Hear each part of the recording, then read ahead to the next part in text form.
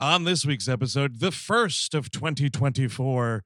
Well, we're just talking about the saddest X-Men knockoff this side of Miss Peregrine's Home for Peculiar Children. It's Hypnotic. I'm Andrew Jupin. Steven Zadak. Eric Siska. Chris, it's not a braid, it's a maze cabin. And we hate movies.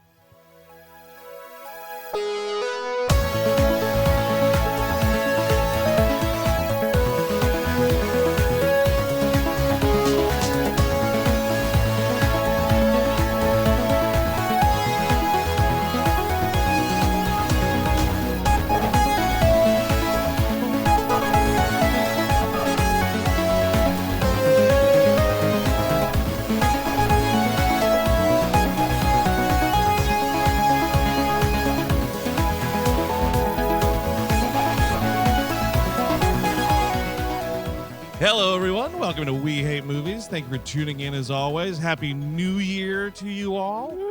I know we rang in the New Year in the clubhouse watching this That's right. movie. Yep. And we were like, this one has to be the first episode of the year.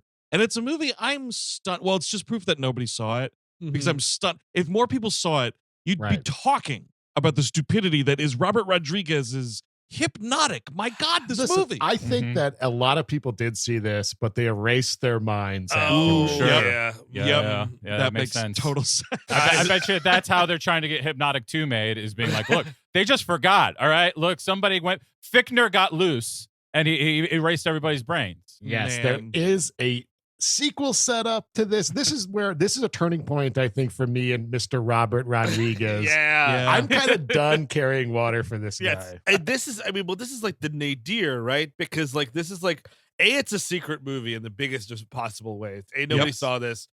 B, like it's so anonymous. Like there's like certain things like it's Austin. You know what I mean? That's there's- the thing that really Yeah. stings. Yeah.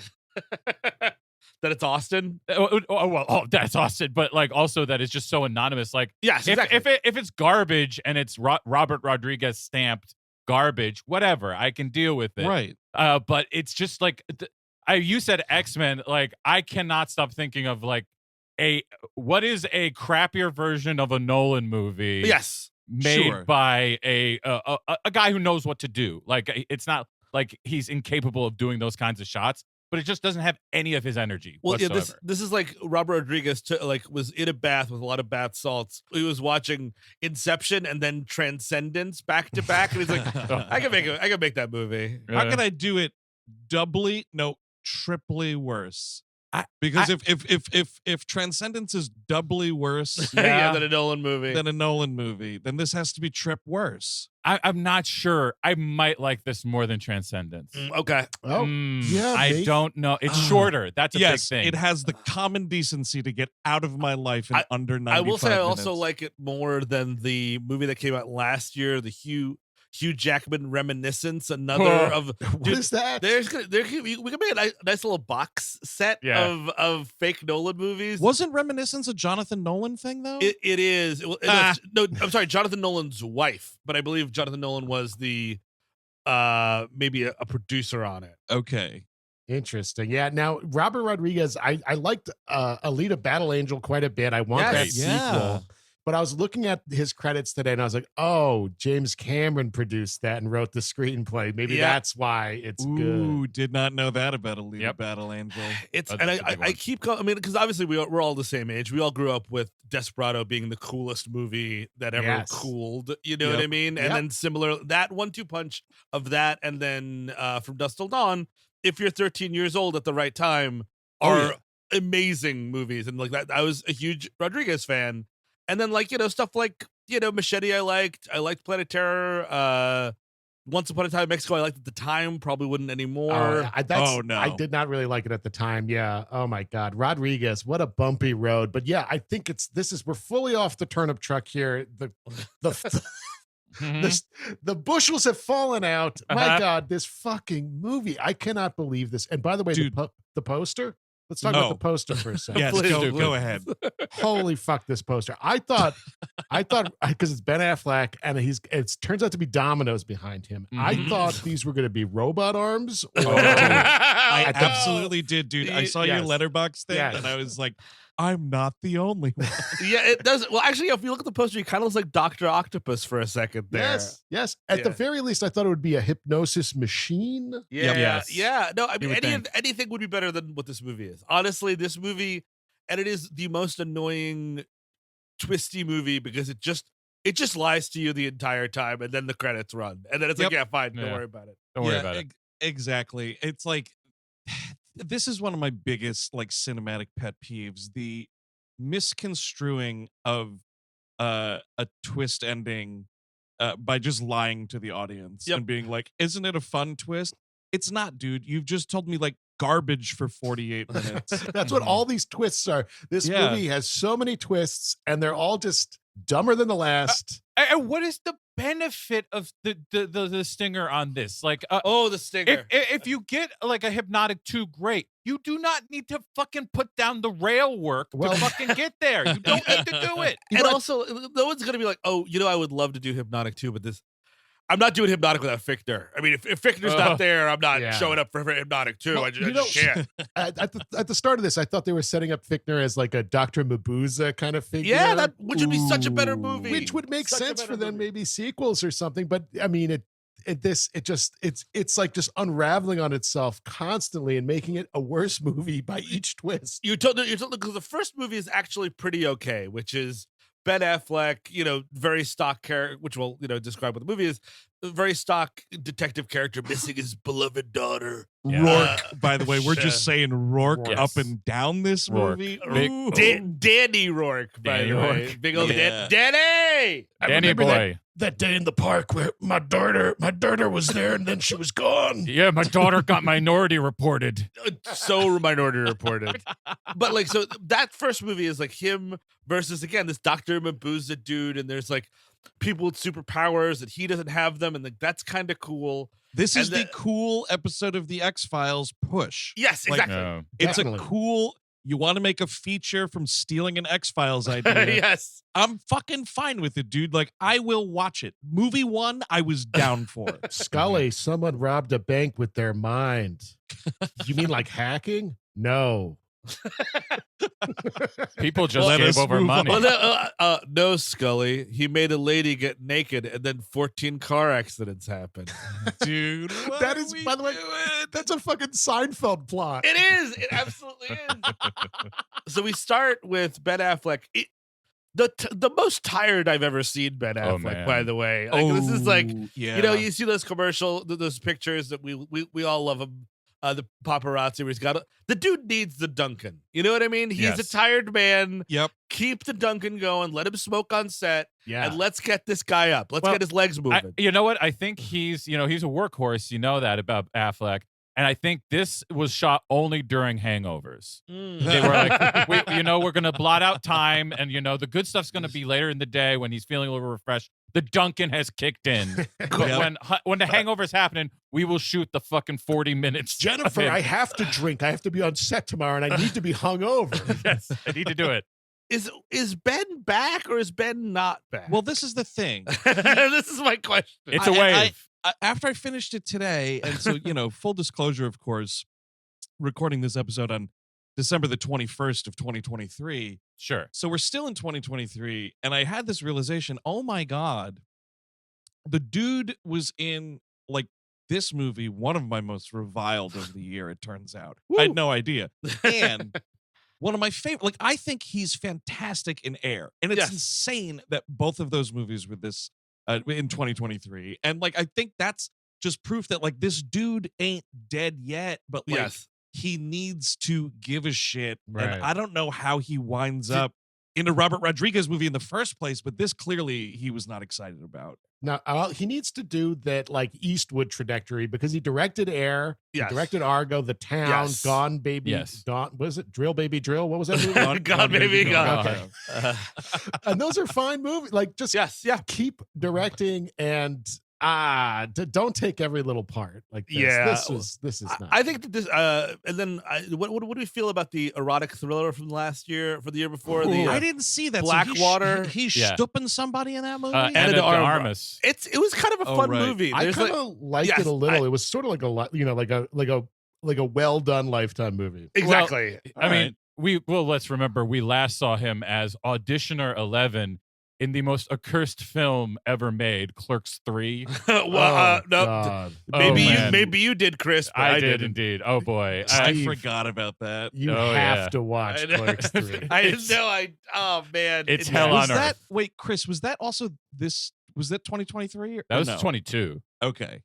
Well, here's the Uh, thing, and I mean, like talk about being the right age for Rodriguez. I'm definitely the right age for Kevin Smith, but that might be it. That literally might be, to use Chris Cabin's favorite metaphor, which is now my favorite metaphor.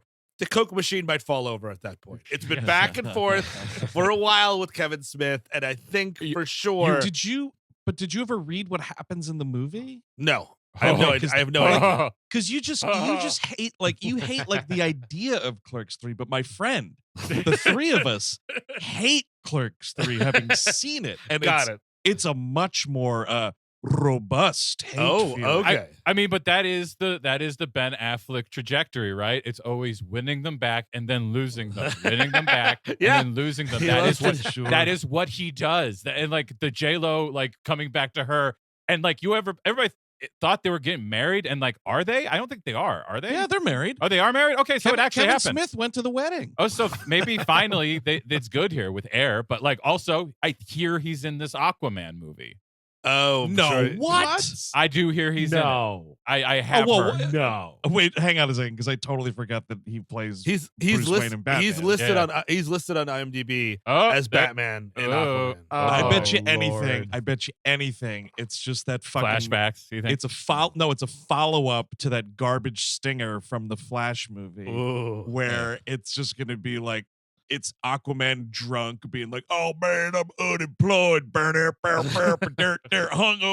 and then like Bruce Wayne, like, and one of the best Bruce Waynes. I loved Ben Affleck as Bruce Wayne. Like, he's gonna come in for 2 seconds and be like, "Hey, Black Manta's back. Well, gotta go." Oh yeah, that would be nice. Hey, yeah, Batman smokes now, and he likes Dunkin Donuts. So that Black Manta seems like a pretty tough guy. Yeah, it looks like you're about to enter some choppy waters. Yeah, oh, excuse me, I have to get all these Amazon packages. Oh, don't mind that Rounders poster in the background. That's just there.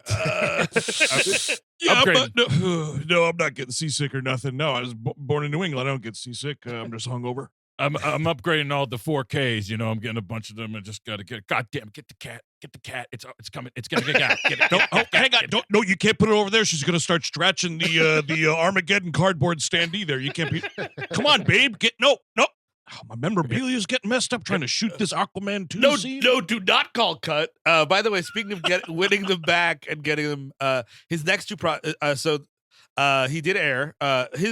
His 2020 Clerks 3 by the way is 2022 along with Deepwater, the erotic thriller. Yes. 2023 is Hypnotic, then comes Air, then comes The Flash, because he's literally Batman in that movie for a little bit. A little bit. Then Aquaman, also Batman, and now his two upcoming. One is an untitled accountant sequel, by the way. Oh, no. Irrelevant. No. I never saw the accountant. Wait, Me the either. accountant carry the one. Yes. Love it. Love it. Yeah. Look, we can't call it autistic assassin. We can't do it. We're not allowed to do it. So we have to call it the accountant. Did Is that what's going on in that movie? Did Yes, anyone that's see it. You And then saw he's it? Oh, I saw it, man. It's a trip. we'll probably all see it when the accountant 2 comes out, because we'll do a little tie-in. Then he's remaking Witness for the Prosecution. Oh yeah. Oh yeah, the remake. He as a director actor. So All right. Well, he's directing something. Okay. Yeah. So as of right now, we're with him because Air. Most people liked it, Yes. And- Okay. and most people like him as Batman. Sure. But if this fucking because there was also everybody forgets because it was bad. there was that other movie he directed where he's a gangster. Oh, right. Live by Night? Yes, Live by Night. And like, Whoa, what if fucking trivia contest are you winning tonight, I Steve? don't know. That's 10 big points for Chris Gavin. Ding, ding, ding, ding. And if the witness for the prosecution thing ends up being like a complete dud, Yeah. like that, then we're gonna lose him again, and Yeah, he's gonna turn in. He's gonna be like George Clooney, where you're like, oh, he's got a movie coming out. What? Yes, dude. George What? Clooney with this secret fucking rowing team movie. And he had a secret. Didn't he have a secret Ben Affleck movie too? It wouldn't shock me. But you know what? Yes, wasn't Ben Affleck in that fucking fuck Tender Tender Bar? The Tender Bar. What? Yeah. I Yeah. have not heard of either of these things. All right, so here I've got it. By the way, Ben Affleck is just binary. It's ones and zeros. Yeah, that's it. It's That's just it's it. literally ones and zeros. Things that like you like and that they are actual movies. They actually exist. And zeros of like what? Oh, that happened. And we are now in Hypnotic to go back all the way back to Hypnotic. Yeah, we're back to it. We're at a zero. We're in an absolute Yes. zero. Oh my That god. reminds me, by the way, just thinking in terms of this movie and how terrible it is at every turn. How is the O in this title not a zero, and how is the I in this title not a 1? Because there's Ooh. technology involved Yeah, here. there's- I think that would be a fun little thing. I think as if it's not maybe before 2009, you're not allowed to do that. Right. I think the Simone legislation passed in Yes. Hollywood. Oh, that we were right. allowing Yeah, so it. it's like, Although like Too Fast, Too Furious, that was after Simone, right? But It it's not was. as literally in the title, right? yeah. Yeah, you know what? I mean, if you, God willing, DeSantis gets into office, maybe we can challenge that legislation. God willing. Chris, could you bite your tongue for a second? Yeah, bite it like all the way off. How about Sure. that? Yeah, it's never happening. Here's a thing to get back to Affleck in this movie, and we were talking about the kidnapping scene, Yes. because the kidnapping scene is when he's really starting to do some talking at the beginning. There's so much of him just like reading a card that's like, you have to read this, Ben, to explain what this movie's about to people. Yes. But he's talking about, oh yeah, I was in the park. I should say he's talking with a therapist, and it's Yes. like, you're thinking about the park again, weren't you? What was going on? And so you see him in this scene, and it's like he's with his daughter at the playground or whatever, and she's got this braid, and she comes up and she's like, "Oh, Daddy, can you fix my braid?" or whatever it is. And in this moment, you hear him speak sort of like at length here, because he's kind of just like mumbling to the psychiatrist. And I realized he's kind of doing like the D'Onofrio Kingpin voice in this movie, because he's like, "This braid is only a puzzle your mother can solve." And I was like, Yes. "What are you doing? You're on the playground." Yeah, and just this analogy, it's like hairs, kind of like the mind. It's a mess, and then your mom knows more than I do. God, Is I can't believe I just bowed to Jose Cuervo last night like that. Oh boy. Oh. Well, because I mean, here's the thing: like Christopher Nolan reads a bunch of books and like it's like, all right, so what is the mind exactly? Yada yada yada. What are Sure. dreams? Here's Inception, this incredibly dry, very weird action movie, but you know that a lot of work went behind it.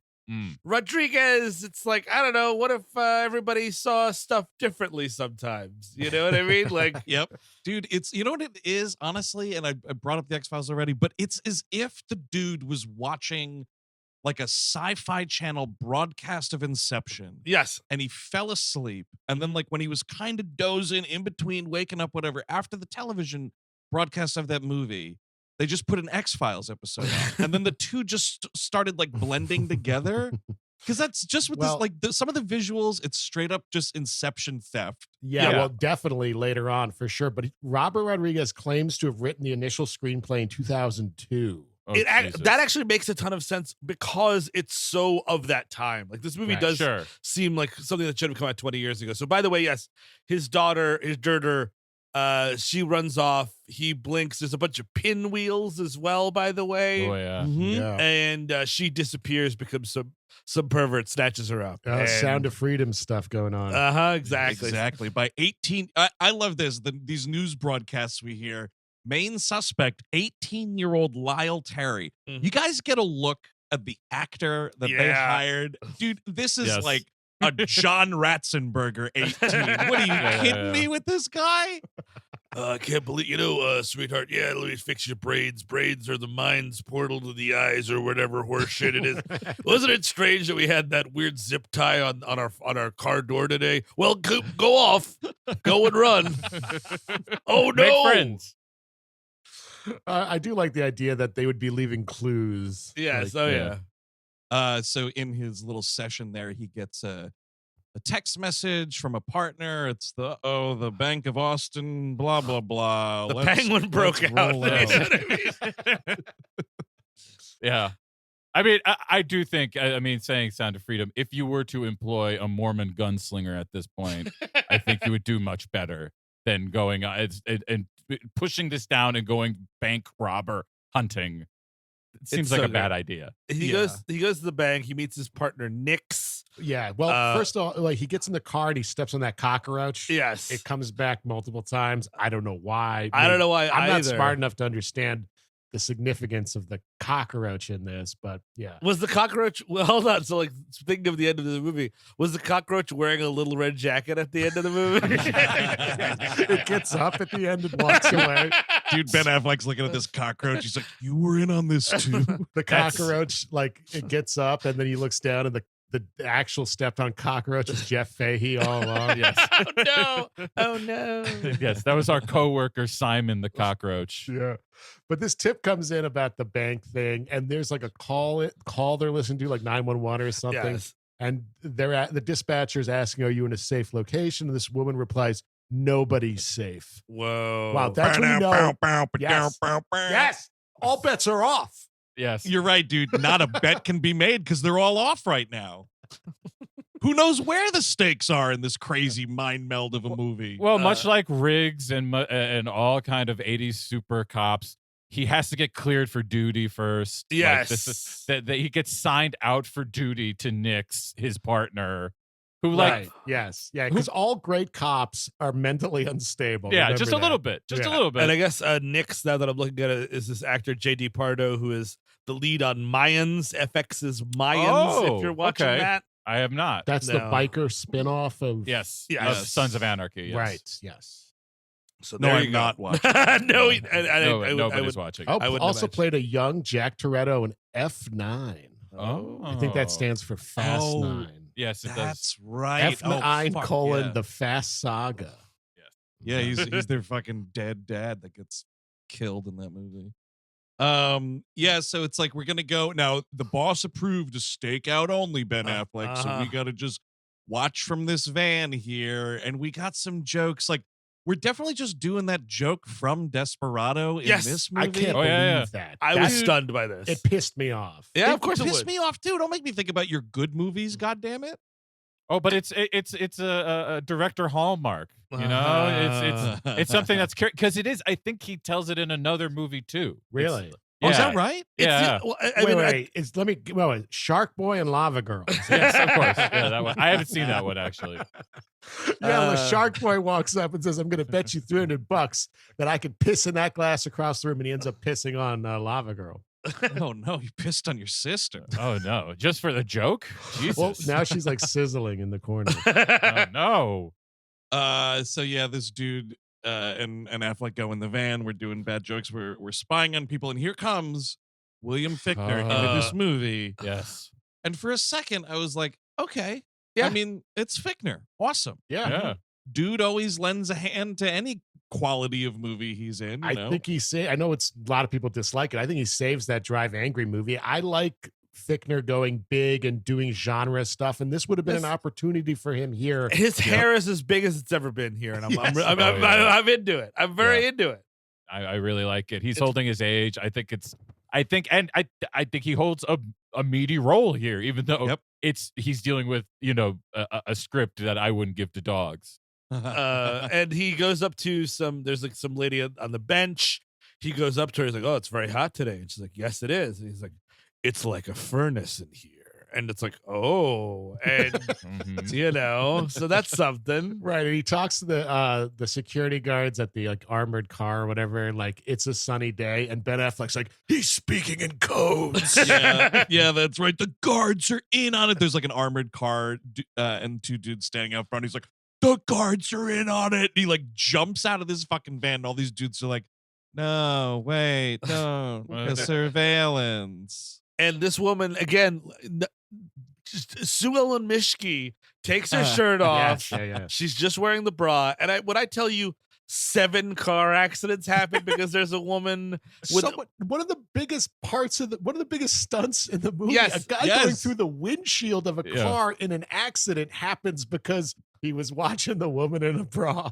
Yeah, a lady in a bra. All of them turned into the cartoon wolves while they were in motion. Eric, thank you for mentioning the windshield because that sets up an incredibly I mean it's an understandable expectation, but it's a very foolhardy one, it turns out. Because when that dude goes through that windshield, I was like, oh fuck, like it's on. This movie, Steve might have said it's stupid, but at least there's gonna be like crazy stupid action. Exactly. Oh, what's that? Oh, none of that to return ever again.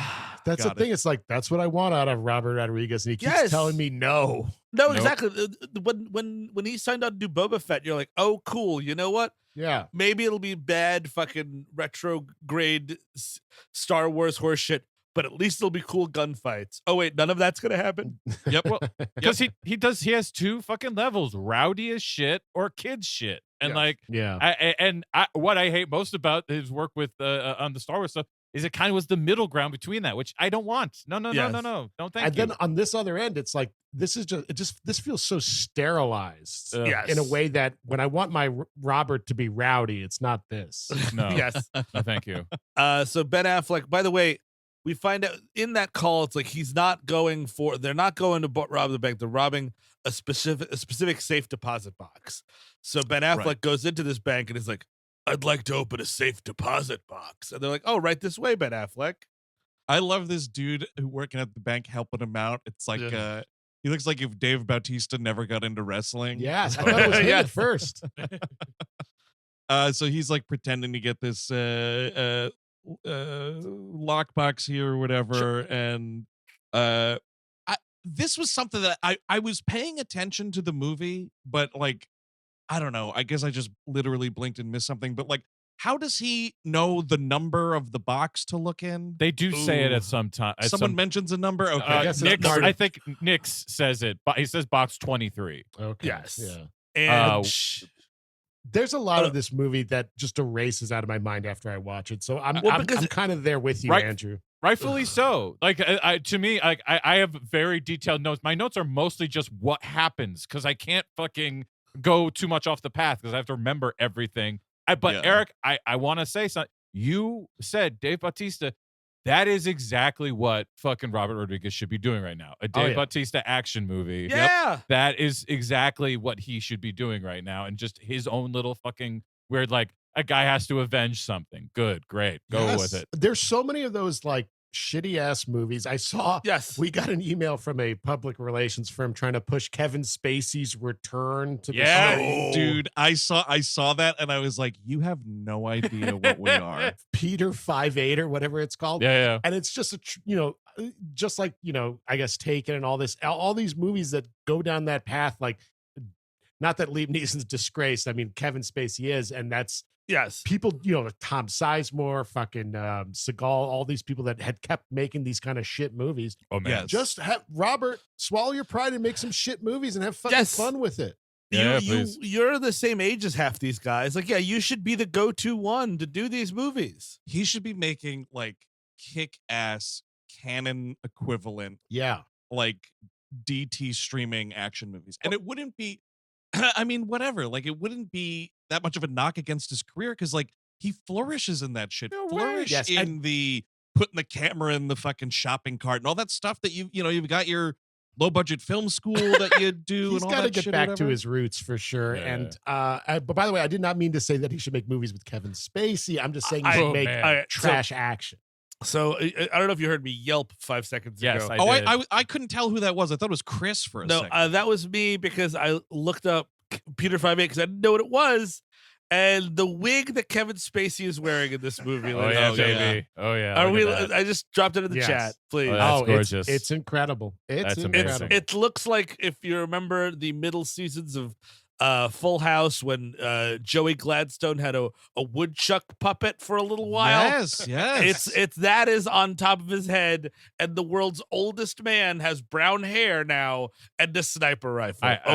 I'm waiting for them to credit the wig because the wig clearly is going to have lines and speak with him while he shoots people. Well, actually, the wig might have allegations against him. By the end of this. At this point, he might actually. Yeah. Wait, the wig is being accused of stuff, or the wig is alleging stuff against. The wig is alleging. Spacey, yes. Yeah. The only time I'm gonna get if fucking Paul Schrader wins his fucking war against God and gets to make his Kevin Spacey movie, I will go see that. Otherwise, I'm out of the Spacey business. That's fair. But it's just, I mean, this photo, ladies and gentlemen. I mean, the hair is terrible, but this is a movie where Kevin Spacey's playing an assassin. Get out of here. Get out. Just get right out of town. Look at him. Look, can I be frank with my silencer? With Rebecca De Mornay. Yeah. So Fichtner goes into the bank and goes up to one of the tellers like, it's getting pretty late. She's like, it is getting late. And she closes her she closes her booth, and then she goes into the room to grab the picture, or to grab the lockbox, which the lockbox only has a picture of his daughter, his dirter, of course, and it says, "Who is Lev Del Rain?" or something. Find Lev Del Rain. Find Lev Dollar High. No, I believe it says, "Don't believe Lev Del Rain. Don't believe his lies." Yeah. And honestly, you know what, Chris? Great point, dude. Because if this motherfucker is to be believed that he started writing this in 2002. Yeah. Guess what? I'm sure he fucking saw it before. Exactly. 2 years, whatever it was. You know? I mean, because this movie does have a little of that. Yes, it does. It does. All the Nolans are present here. I'm surprised that Nolan's a fucking magician. I mean, you feed all the Nolans into a machine. Like it does have that algorithm flavor because you're just pushing all the little things that you like about Nolan movies into one movie and giving it to somebody else thinking it will give it like a little bit of flavor that doesn't make it look exactly the same so somebody can't fucking sue you. Yeah. The bridge too far is when we eventually get to the skyline, like in the sky, you know. Up is down. That was just bad. That is the bridge too far.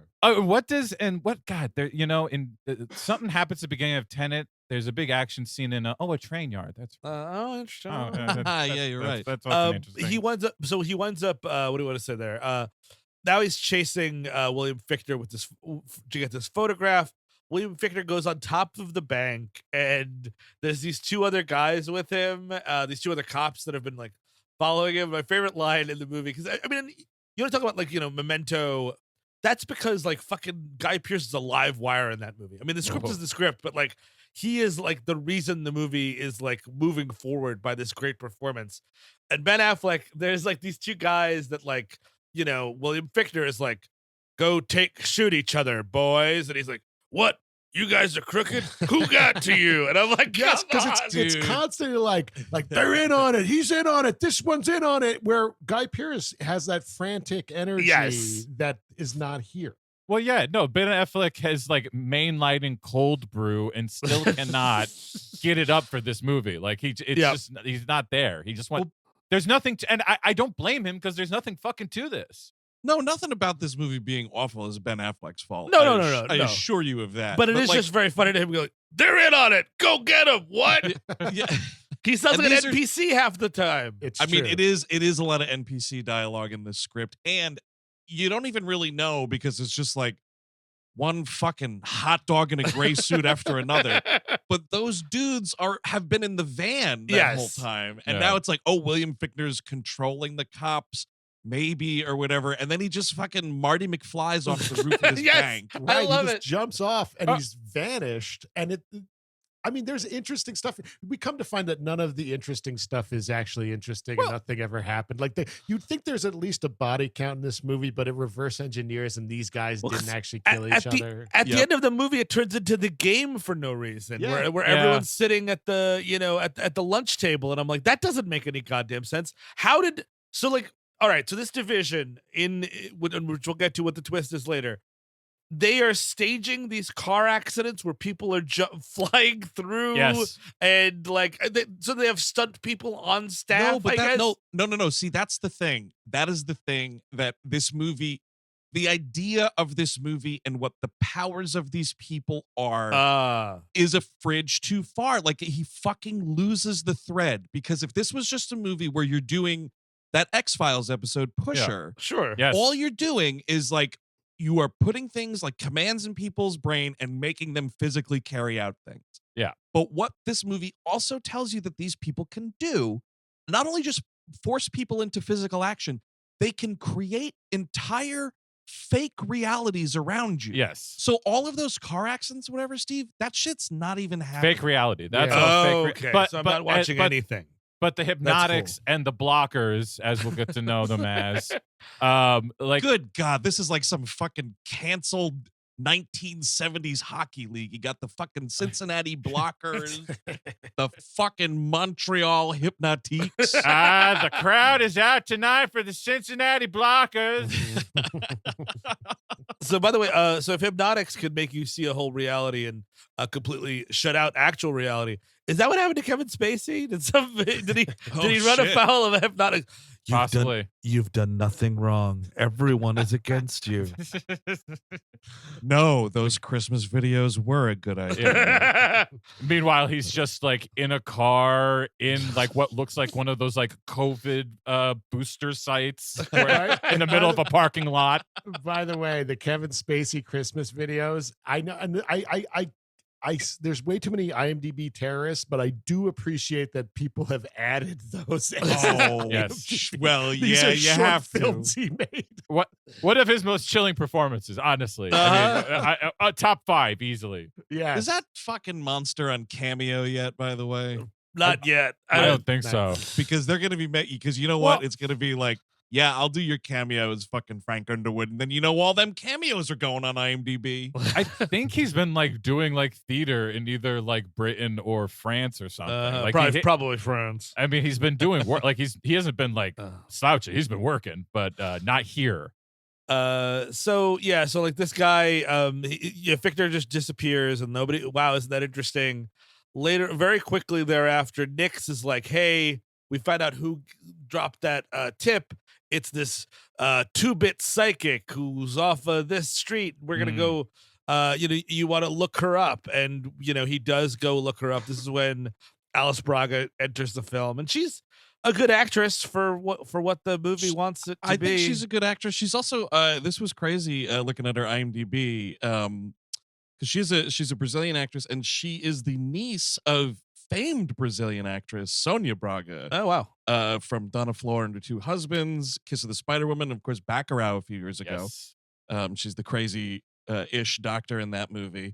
But yeah, I think she's good in this as Diana Cruz, the psychic. So like, he rolls up here to her little psychic studio, and she's giving a reading to, I think it's one of the bikers from Mayans MC, actually. Oh, really? Is it? It's like some huge biker guy or whatever, and it's like something about his dead wife, or maybe this guy's got a dead daughter too. I'm sorry, Mama. I'm sorry about it. well, He's a big you're sensitive. right. I mean, he's big, but he's sensitive, of course. Yes, and then like Ben Affleck just kind of like storms into this woman's parlor for this, and it's like, I don't know, man, why don't you not be a fucking asshole and like wait till the reading's done, you piece of shit. Well, Andrew, the thing is that he already knows that Fichtner knows about his daughter. He said he knows it. I know.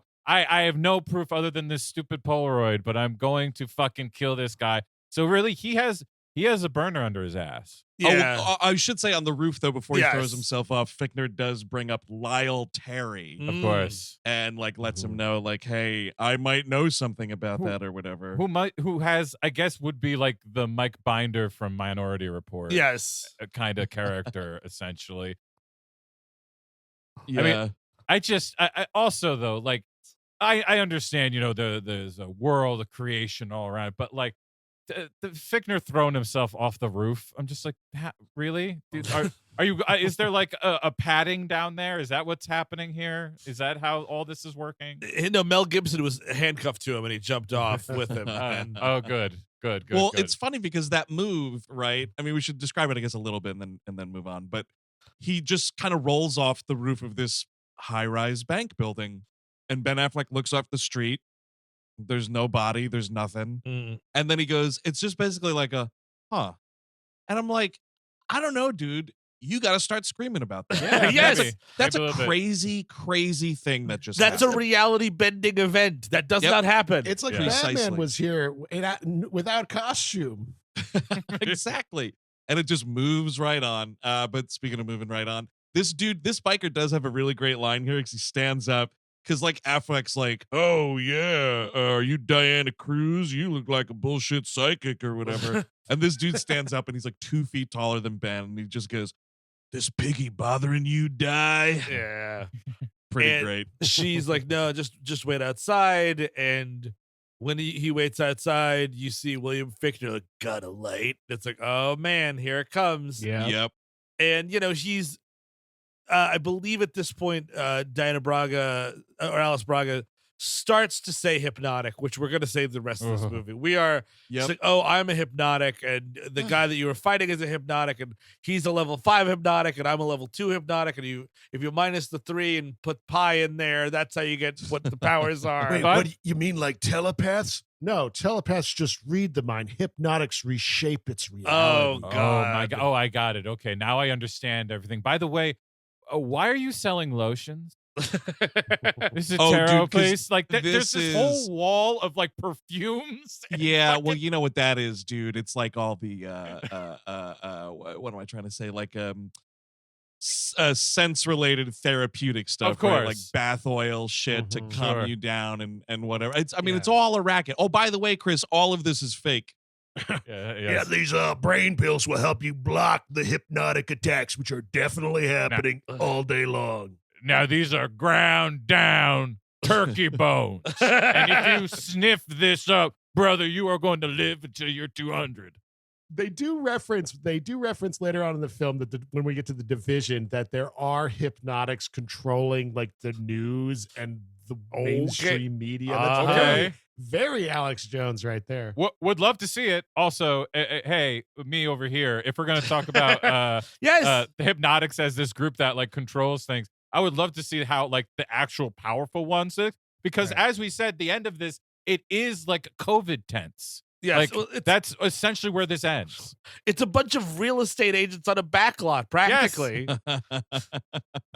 It was literally Robert Rodriguez's Troublemaker Studios backlot. It's That's literally a Damn it. backlot owned by the dude directing this movie. Anyway, so we're about to get some information here, but William Fichtner makes this big tough biker dude drive his motorcycle into the parlor here, and the dude crashes through the window or whatever, and he goes like, oh, he's not gonna stop following you. He's not gonna stop. He won't stop. And this dude like smashes the side of his head onto a spike. Yes. Pretty cool. And this was another moment where I was like, okay, like in the world of the first movie, where it's just William Fichtner as the X-Files Pusher character. Sure. Yeah. Pretty cool move, Pusher. Yeah. Now on to the next adventurous scene, I hope. Yeah. For safekeeping, Ben Affleck brings her back to the jail, and they're in Right. a jail cell. Don't worry, it's not an actual jail anymore. We just store stuff here. You'll be safe. He's Uh-huh. using a huge cell as like a back office or whatever. Okay. I don't know. I think we're using the old coupon code for the set department. Oh, yeah, It's yeah. that, or you have to believe this guy's like into some weird fetish stuff, you know? Oh, yeah. Oh, also I- possible. I can't deal with the Diana Cruz character. Like, is like hypnotic constructs. You're familiar, right? Yes. And I'm just yeah. like, who would be? Ooh. Oh, good. We'll sit right down. Oh, thankfully, you provided me with a nice desk chair here. I can just sit and tell you everything. Are you ready? I'm going to turn the spigot on right here. The fucking the detail spigot's coming. Here we go. Exposition fountain. By the way, if we did like a near future type of thing, maybe this would make more sense. Like Yep. these have come to light. People know about hypnotics. This is a thing. No, it's hypnotics are happening right now, Eric. You just Yeah. can't see it. Yeah. That But vaccine. Eric's right though, because you could have a total like hypnotics. They've been outlawed, but you got to keep Sure. it a secret if you're a Right. hypnotic. And then you know what? We could you talk about Minority Report, add a little future gun here and there. Ooh, Well, I like that's- that. But I think that's where the Nolan thing comes in, because Nolan does not like to reflect things in media in his movies. Like that's not how he likes to reveal that things are happening. Is like through the like occasionally I think in Interstellar he does use that, but generally he does not. I think that is a limitation that he's running with because it's just like you open that door, you ask for 5 other doors to be opened, Well, like that they can't do in this whatever the budget was for this. And again, the movie that would make the movie much bigger, which would be a great idea. Yes, as opposed to again, really when we find out it's just about a father, a daughter, and a mother. Yeah, that's it. It's beholden to this, like I guess, sort of neo-noir detective type of thing. Sure, find my daughter. Ever since my daughter was taken, that whole thing. And she's like, oh, hey, instead of telling you this, you want to watch the end of X2? Yeah. So basically, you see that guy right there? That's kind of like what we do. Okay. All right. Good.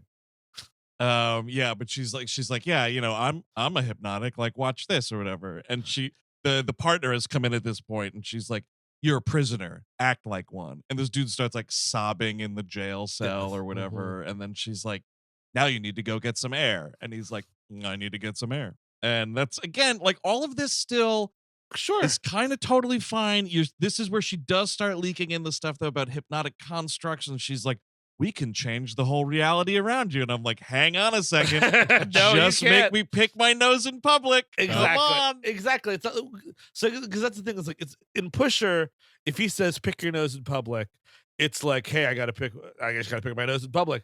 Yeah. But in the world of hypnotics, it's like you have to pick. There's a bug inside your nose that's gonna kill you. Yes. That and you need also, to pick your nose. You're not picking your nose on the city sidewalk street. You're actually on a fucking cool beach somewhere. Yeah, so the powers are too big, and the world of this movie is too small. Yes. And once you start telling me that like the division locked up fucking Del Rey in Azkaban to make sure he didn't get out, and because he was too powerful and was becoming like a cleric, I'm already like, okay, can I see that world, or am I still going to be dealing with you two? Well, also, we should say also, I don't know if we mentioned this, but it might get a little confusing if we don't. But she confirms at some point, he shows her the Polaroid and with the name, and she's like, oh, Lev Del Rey, that guy, that's Fichtner. Fichtner is Lev Del Rey. That's his name. And it's like, oh, I need to find this guy. And also,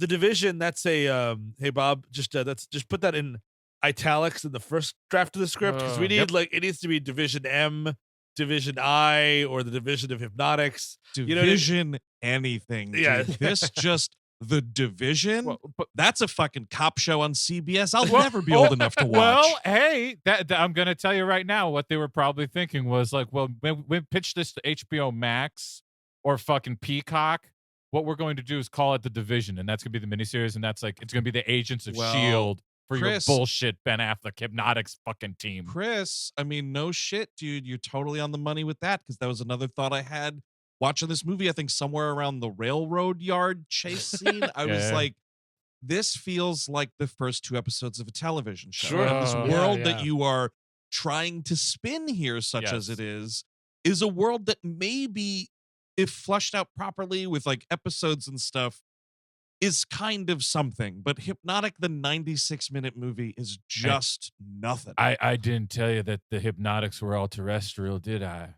Meet the first alien hypnotic. Oh, this is Farblog. Yes, absolutely. Farblog, meet your new partner, Marcus.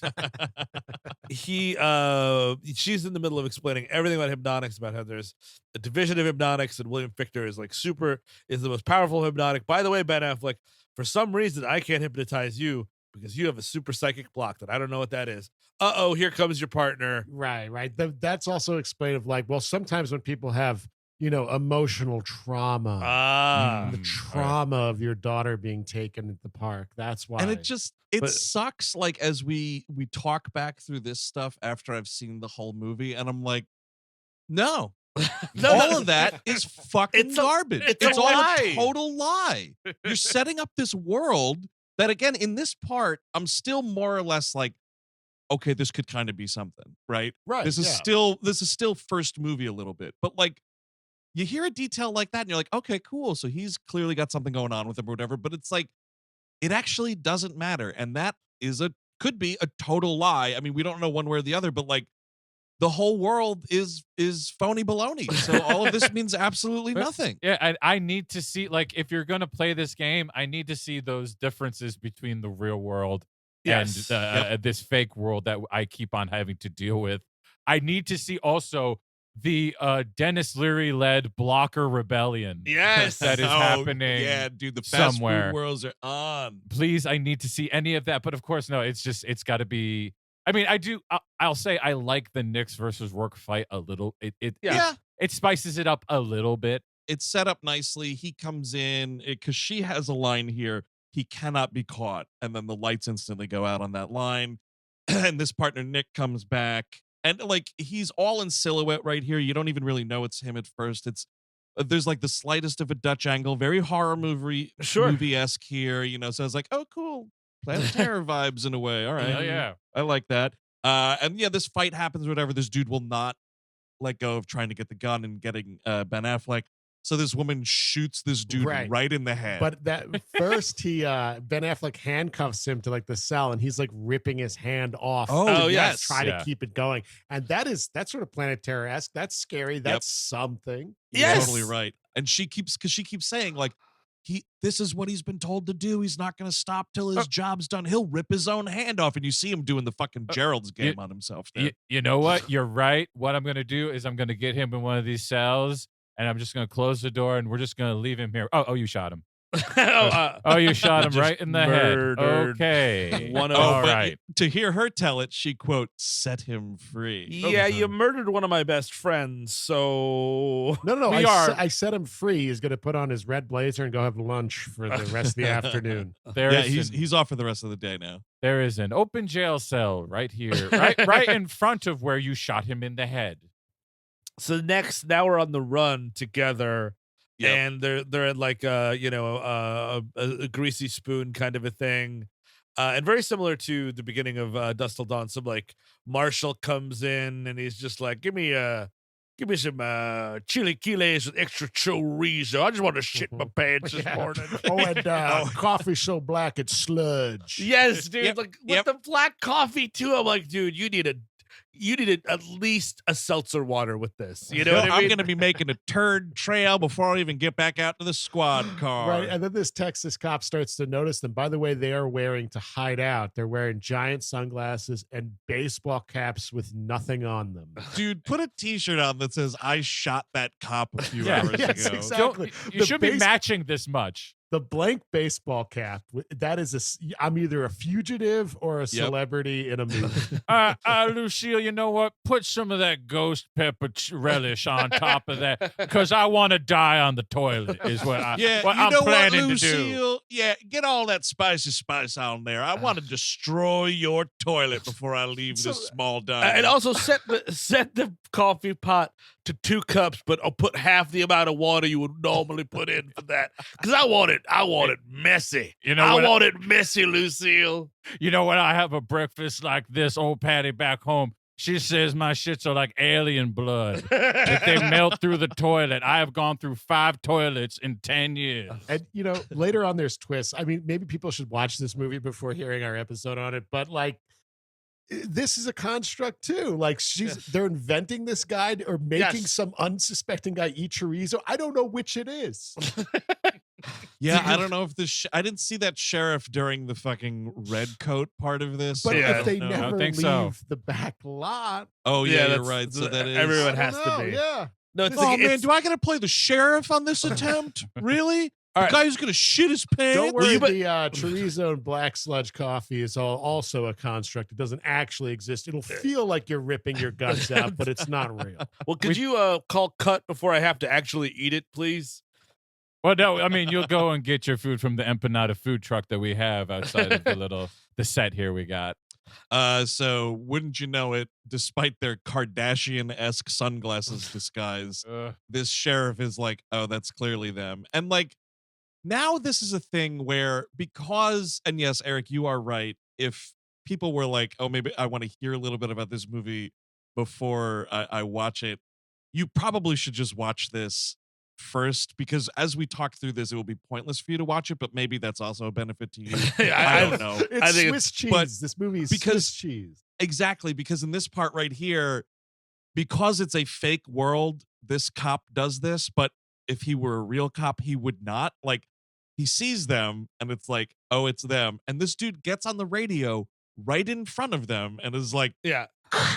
Yeah, I think I spied two people here. And I'm like, dude, what are you fucking doing? Well, a fucking Ben Affleck, the idiot that he is, he got this whole disguise out, but he didn't wash his hands. There's a bunch of blood on his hands. Yep. And that's what the sheriff noticed. Oh, don't mind that jam on my hand, officer.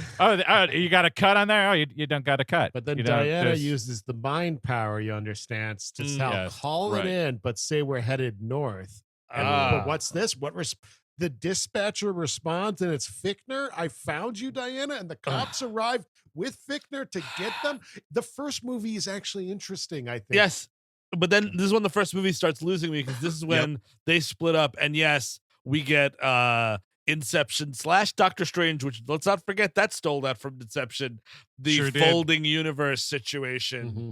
Right, as he's like running, he's seeing the train yard sort of like pull this Inception, and all the tracks are bending together, and trains are chewing upside down, wouldn't you know? I'm to understand are hypnotic constructs. Oh. Yeah. That's what I'm to understand. What's the point of me putting it into your mind that the ground is in the sky as well? What is the benefit? Is that tripping you out, dude? It'll make you a freak. It'll freak you out. Yeah, sometimes we just like to, we hit this fucking J, man. You look up at the sky. I'll make it look like dirt. Yeah. Fucking freaky, dude. And then Diana runs over William Fichtner. Yes. Or no, runs over some other cops that are about to kill him. And she's like, get in the car. And she says, get in the car, because we have to. The Jackie Earle Haley segment can't be understated as the worst part of any movie that I've seen last year. Good God. Because she's like, and she sets him up too. She's like, he's the guy that taught me everything I know about being a hypnotic and also being a double agent. But we ended on pretty bad terms. What do you mean bad terms? Well, I hog-tied him in a bathtub. That's a bad term. Let's go meet this guy. Let's go to Mexico and meet him. Let's mind control a border agent to let us in. Oh, right. Of course. I forgot about that. And remember, this is also when she does say, you don't believe them because you have psychic blocks. You are able to block out that you're a hypnotic's worst nightmare. Yes. A blocker. I'm like, Jesus Christ, just stop. Quickly stop. About the trip to Mexico. At the end of the movie, we find out again, it's the game and everything has been a hypnotic, whatever. And it's like, this is the 13th time we've run this protocol to try and get. So every time they have to go to Mexico for this part, and like, no, I don't think anyone's leaving the parking lot. No, but that's what I mean. You're sitting in your car going, vroom, vroom. Oh man, there's traffic on the way to Mexico. Right. It's going to take 6 hours of us sitting in a car because it takes us that long to get to Mexico. That's what, honestly, you know what? Get fucking Lars von Trier to make the version of this without any of the fucking hypnotics shit on it. Just all the back behind a fucking 15-hour version of whatever. A Dogville of hypnotic. Yes. Steve, to your point, like later on in the movie, when it's revealed that the car that they drive to the bank in at the beginning is just a golf car, Affleck just walks out of it. At least fake opening the door. What is going on? Yeah, you got to improv that shit, dude. I just think like they did not put enough thought into this stuff, and like I think the twist maybe could have been handled better if they actually like blocked it out. Not to mention blockers, but if they blocked it out, where you actually interact with the fake world and you act it out instead of walking around like there is no fake world. I would love to see the scene where William Fichtner, like one of the agents, like goes into his office and he's like really sweating it, and they're like, "What's up, Chief? Like, we think we're gonna be able to break this guy. Yeah, he's a big blocker, but I think we can hypnotic him." And he's like, "Yeah, but we're like hemorrhaging money here." It's like, "Well, what do you mean, Chief? We film everything on our own backlot here. We don't even have to leave to go to Mexico. What are you talking about?" And he's like, "Yeah, but we got like 20 employees here at the division, and I got to pay for all of them to keep up with these fucking object work classes at UCB." Boss, I was scared to even say it before, but I think this fella here, I think he's a hypnotic blocker. Oh. I think he's both at the same time, boss. I think we got to give it up. Well, you know what? Maybe he is a blocker, but maybe also that time when you were doing that scene with him, and you went to pick up the phone and you did the thumb and pinky thing? Mhm. Who picks up the fucking phone like that, Ramirez? Who picks up the fucking phone like that? What am I paying for these object classes for? What the fuck is going on at the division? That's fingers cannot be guns, folks. You have to hold a gun. Yeah. We're driving down to Mexico, and now we're in Mexico. It's like, all right, Jackie Earle Haley, he's not going to be too happy to see us, so we're going to have to do this thing.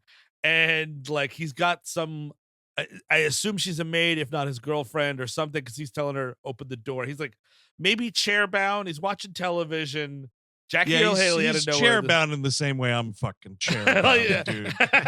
This dude was not getting up for this movie. And it would be nice not to answer the door. Yeah, exactly. Yeah, exactly. So he's like, Roberta, the door. And in comes Ben Affleck, God. and he's like, oh, he's like, it's this weird thing where he's like, so it's you, and it's like, yes, it's me, and he pulls the gun. But Roberta is actually Alice Braga because she hypnoticed him already. Right before you even thought about it. Yeah, get fucked, Jeremiah. I already was screaming a little bit because in introducing Jackie Earle Haley to Ben Affleck, she's like, you know how you have like the most badass blocker because you like dug a hole somewhere and put a safe underneath the hole, and that's how that works. Well, he did that, but even more badass, and then he pissed on yours. Yes. And like, I'm just like, what are you talking about? Well, I think she says he makes your blocker look like a little kitty thing that a kid would use, a little kitty bank. And I'm like, I don't know what any of this is anyway. So Jackie Earle Haley here as Jeremiah starts flapping his gums about Project Domino. Come on, and it was this stop tool, it. It was a tool that only the Hypnotics, the most powerful Hypnotics, could control. Mm-hmm. And Del Rain, he was the most powerful Hypnotic, and he was like, I got beef with Project Domino. And he erased his own memory after stealing the device so the division could not track down Project Domino. And they called him Magneto. Oh, shit. I mean, a Magnet Man. Magnet Man was his name. And right after he explains this, he turns into Fichtner. Jackie Earle Haley has like a minute of screen time, and he's out of the movie. It's great, and he's never even back in the red coats or anything like that. But the best part is it's that Simpsons bit, because he's like, "Oh, so what's that? You got a picture there? Let me see that picture." And he's like, "Yes, I will go." "Oh no, I won't, because you're actually William Fichtner." And he's like, "Damn it!" And he turns into William Fichtner. Yeah, it's so fucking stupid, and I love it. I love it so much. So he's saying here, like, what he's telling him before he reveals himself to be Fichtner is like, what Del Rain was doing with all of these bank heists is he left. Would you believe this? He left himself little memory breadcrumbs. You ever see that movie with memory breadcrumbs? Well, this is a different movie with memory breadcrumbs. Of course. And these safety deposit boxes have these little memory breadcrumbs. That's why there was no money in it, Ben Affleck. There was just a picture of your dirter. No, don't eat the breadcrumbs. Just follow them. It's important. You want to spin a top to see if we're in the real reality? No, those are movies. This is real life. It doesn't work like that. Yeah, no, don't fuck around with me with this. I swear to God, you would run into me on the street, and I would have no idea who you were. And you'd be like, "Oh, Steve, you erased your memory. Why? You watched another Robert Rodriguez movie? Is that how that works?" I'd rather forget my entire identity. Dude, I would love it if after we do this episode, I could like take a pill, get a little injection or something, forget that I watched this movie, and then just have it live on by me listening to this episode. Yes. And that's like my only understanding that the movie Hypnotic exists. It's like, well, I must have seen it at some point. Listen to me talk about it. Well, yeah, you will feel that way in a few years. I guarantee it. Well, yeah, okay. This stuff is all pushing out a precious, like a time you were kind to your father, just pushed right out the fucking window for Hypnotic to sit there for a little bit. It's happening every day. Wait, what? My father was William Fichtner the whole time? Oh, fuck. Hey, Eric, give me that picture. Turns into William Fichtner. Fuck off. Oh, no, I'm going to go fight the bunch of Mexican civilians, assumingly, as I try to escape. Yes. Yeah. And this is when like there's like he gets on a motor, and again it's pretty cool. He's got a motorcycle. He's got like a baseball bat. Like where I don't know if you know this, but Robert Rodriguez has seen some anime before. So like we're doing like some Akira kind of shit here. I'm into it. Like sure, and she's yelling the whole time on the back of the motorcycle. Like what you're seeing isn't real. Keep driving, because this is some more like shit is happening. She's like, oh, the reality is like kind of crumbling or whatever, and like, dude. Part of the street starts falling apart, and I was like, "Your ass is gonna get fucking sued." What do you? I swear now to it's all God, collapsing around you. Isn't that funny? I swear to God, if I see a train, I swear to fucking God, if I see a train coming down that street.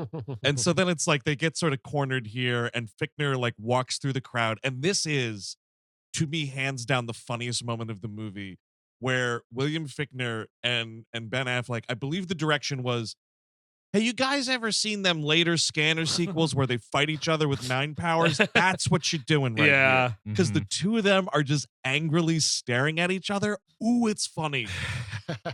Yeah, I'm kind of tired. Can we call cut? Bob, can we call cut? I need some Dunkin'. You'll get a couple sips of Dunkin', I'll get back to staring at Bill Fichtner There here. is kind of some like I need to take a shit like looks on their faces. Yes, that's exactly right. Hey, Bill, remember we were in Armageddon together? That was cool. Oh, 25 years ago, Bill, them were different times. Hey, excuse me, Bill. Hey, Jen. Yeah, no, I'm gonna be yeah. I left the chicken thighs marinate. No, yeah, it's not in the crisper. The crisper, where the veggies are. You know where they. I put them in there. Yeah. No, yeah. I'm sorry, Bill. I'm so sorry. I'm sorry. I got to do this. No, I'd already chopped up the onions. No, yeah, I already did that. Babe. Yeah, no, it's Hypnotic. I'll be able to get out. No, don't worry. I'm not gonna stay late. I wouldn't stay late for this. It's Hypnotic. I'm gonna be home on time. It's a 9 to 5, hon. It's a 9 to 5 every time. Oh, 5:01, I will be speeding out of Robert's backyard here. Absolutely. Robert's backyard. So whatever. They wind up escaping yet again, and this is when Ellis Braga's like, now let's meet the most useless character, the hacker man. We go from meeting one person who's going to help them. Yes, who does nothing. 30-second chase scene happens, and then she's like, now we're going to go to this person. And if you thought Jeremiah was a silly name for a contact, let's introduce you to River. Yes, River the hacker man. And again, she's doing it like I mean, like you've already burned me, Alice Brock. She's like, now you got to look out for River. He's a bit eccentric. He's just gonna turn into William Fichtner in 5 fucking seconds. Like I don't know, like it doesn't matter. What I mean? That's what eccentric means, is that you're actually William Fichtner. Yeah. Oh man. And then this dude is Dayo Okeniyi playing River. He's been in a ton of shit, a lot of TV. He is, I believe, playing a relation to Joe Morton's character in Terminator Genesis. Yes, Pardo? I think you're right. Yeah. Oh, okay. He's also in the Hunger Games. He's the, I want to say, in the first one, I believe so. Yeah. Oh, really? I'll pull it up. I mean, so this whole thing just stinks of Johnny Mnemonic to me. Oh boy! Oh, big time! Good call. Good and call. I just prefer the original. If we're gonna do that, he played Thresh in the Hunger Games. Oh, nice. In the OG Hunger Games. Yeah. Well, he's a hacker who does tell us that worldwide players in Hypnotics are controlling the news, etc., etc. I will say the one thing that's the most interesting thing in the movie is that this character who does absolutely nothing does make his own Mountain Dew, which I found interesting. Which I just thought, dude, that's that man's urine with sugar in it. I was kind of curious about that. Yeah, he's crazy. You see, See, I just hypnotic my mind a little bit, and it's not urine anymore. Yeah, I just trick myself into drinking my own piss, but I think it's Mountain Dew. Oh, you want some filet mignon? No. I do have the code red, but I put my own blood in it. Oh, and no. It's bad stuff. Frothy, bloody piss. Oh God. Yeah, so this dude, you're right. It is the laziest thing ever to just be like, oh yeah, and all these hypnotics, they're all high up in society. Oh, are they? Uh-huh. Because anyway, let's not talk about it. Yep, exactly. it. There's a headline that is definitely insinuating that the Hypnotics were pushing for Brexit, which is truly something. Yeah, the Hypnotics were doing Brexit. They did Brexit, folks. It's the Hypnotics. Yep. Sandy Hook was the Hypnotics. Yep. School shootings, Hypnotics. Planes into skyscrapers, Hypnotics did that too. Oh, I'm confused. Do I like Hypnotics? Maybe. They seem to be fighting the globalist elites. Your divorce, Hypnotics. My divorce, Hypnotics. That guy that beat me last year at the Firehouse Chili Cookout, Hypnotic. Yeah, see, what is happening, folks, is the Hypnotics make me look much fatter than I actually am. If you looked at me without a hypnotic construct, you would see how beautiful I am. Yeah, But the Hypnotics add 10 to 15 pounds. See, they use their hypnotic constructs to create a world where I am fatter than I actually am when I actually have an incredible six-pack that goes right down there. It's defined, folks. Yep, you guessed it. The reason I constantly smell like stale cheese, Hypnotics. They changed the smell sensors. Yep, the Hypnotics have convinced my children we have an awful relationship with one another. Yeah, it's all the Hypnotics' But fault. I am trying to become a hypnotic to create a world where I love my children. But it's sort of like, oh, well, let's pull up your wife, and his wife is named Vivian. Oh, isn't she? And it's some actress, and like he's got like some flashbacks with her, and then he's like, yeah, it's my beautiful wife who my beautiful dirter came from. And it's like, I don't know about that. She seems to be a hypnotic herself. Like she's on the hypnotic registry, I guess. Right, It's like she's a division agent. And they're like, wait, that can't be. That's impossible. A level 4, folks. A level 4. whenever a hypnotic moves into your neighborhood, they should come house to house. Well, they and should, know yeah. that they are Yeah. hypnotic. Yeah. Just so you know, absolutely. I could alter your reality, and I did that, and it abused some people, so I have to go door to door, and Yes, you just Now make I- yourself. You could be the Easter Bunny going Now- door to door. Yeah, hi. My name's Steve. I'm a hypnotic. I was telling people, I was convincing people I was 5'9" for a while. Just- Now, I did my time. I served my time, and I learned a lot from my mistakes. I shouldn't pretend like I have more money than I do, but it's just the hypnotic way, you know? It's Well, just what we do. Steve, wait a second. 5'9"? You were really that brazen with that line? Can't even go for the 6. You No, just no. can't dream big. no. Hey, so in a situation like this where you don't know, what end is up and who you can trust, it is best to pick up a phone with an unknown caller ID. 100%. You got to get right in there and see what that dude has to say. A blind and call. Wouldn't you know it? It's William Fichtner calling him. Yeah, right. What he like tells her to put 3 bullets in her head or something. Yes. And Yes. this scene is actually kind of cool. Like this is actually the last cool scene in the movie. Actually, Scissors. The scissors You are stuff. right, dude. This is the boat's fucking floating away. This is the last time you'll see an interesting part of this. because like William Fichtner gets in his head and is like, listen, she's against you. You know that she's against you. And he's like, what? I can't. And then like he hangs up quickly, and then she's like, hey, is everything okay out there? And he's like, yes. And he like picks up his gun, and he's like, I don't want to pick up my gun. And he keeps putting it down, but he keeps picking it up. And then there's like scissors, which is pretty cool. I think it's kind of Yeah. neat, like. It's all neat until you realize what's actually happening, and then Yes. it's fucking Yes. terrible. But yeah, she's taking a sexy shower here is the idea. And he refuses to kill. And this is kind of funny, him like stabbing the scissors into the doorway, and he's like, nothing. Yes. And then like it's like, oh, what's going on here? Because he looks back where he thrust the scissors into the door frame there, and now the scissors are gone. And she's asking him like, hey, what's going on? And then she goes, do we have trust? Oh. And they just start making out and then like fall down into bed, and you're like, wait a second, what is going on here? Hypnosex. Yeah, dude. What? Oh, I God. don't like the looks of this. Oh, God. Do you understand what's happening here? A hypnotic is having sex with a blocker. They could create a child that could hypnotic block. Mhm. And It they would did. It would be disastrous. Because then he wakes up all cum drunk, and he goes on Yes. the computer and Uh-huh. starts looking up his wife, and the name, the picture changes. Vivian Rourke becomes Alice Braga.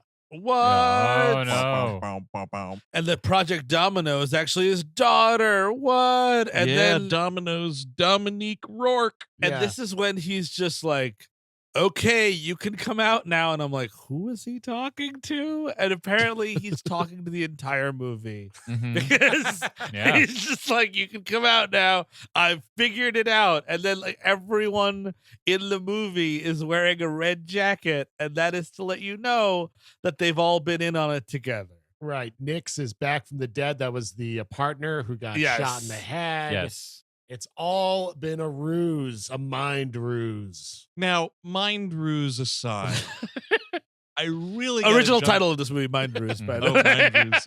They were like, too many Americans aren't going to be able to know what the word ruse means. Better fucking nix that title. What does I say? No, just the overnight guest politics of what's going on here. I mean, forget the fact that this is all a construct and it's fake. Sure. Whatever. So on the run from some sort of people trying to kill you and may have kidnapped your daughter. Great, Ben Affleck. You're in this hacker's underground bunker, dude likely drinking his own urine. Got it. Mm-hmm. Nice. This guy says he has to run like some sort of deep hack and it's going to take several hours. Okay. This leads to the showering and then the getting down to the fucking. And it's like, dude, this guy out there, River, he's helping you out. He's doing this hack for you. You're just banging some woman that, as far as you know, you just met, feet from this guy while he sleeps doing your hack. It's so rude. It's rude, but when the mood strikes. Yeah. Also, but you don't know that River isn't into it a little bit. I mean, he's entirely possible. But then, speaking of into watching, Chris Cabin, then you start thinking about what the reality actually is, and now you have to ask yourself. Because Ben Affleck's character, as far as he's concerned, he has slept with this woman. Sure. So did they actually do the deed in front of all the people wearing the red jackets in the fake world?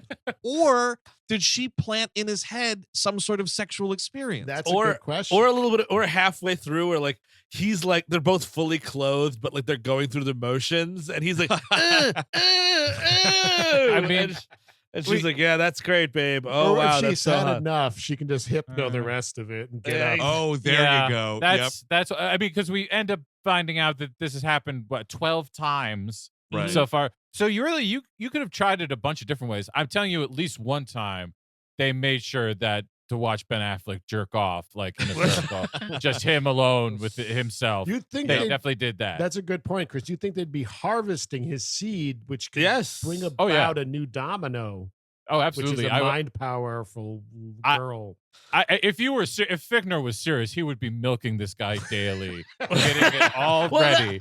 But you're totally right, Eric and Chris, because like that's the idea is that we find out like Fichtner is like, yes, the idea is that if two hypnotics were to have a child, it would be the most powerful thing in the world. Yeah. Thus, your daughter was the most powerful. Like, I don't know, like, haven't there been male and female hypnotics throughout millennia? Like, just like, I don't know, fucking mix them together, see what happens. What is the history of this? When did the division start? When did hypnotics become known? Yes. Oh, please do not do like the Catwoman intro of the hypnotic. Ancient Egypt. Cleopatra was a fucking hypnotic. Oh, no, actually, no, I was reading online. It's hypnotics have only existed as long as 5G has existed. Oh, I see. Oh, yeah, okay. that's 5G. Yeah, that's how that. Told you.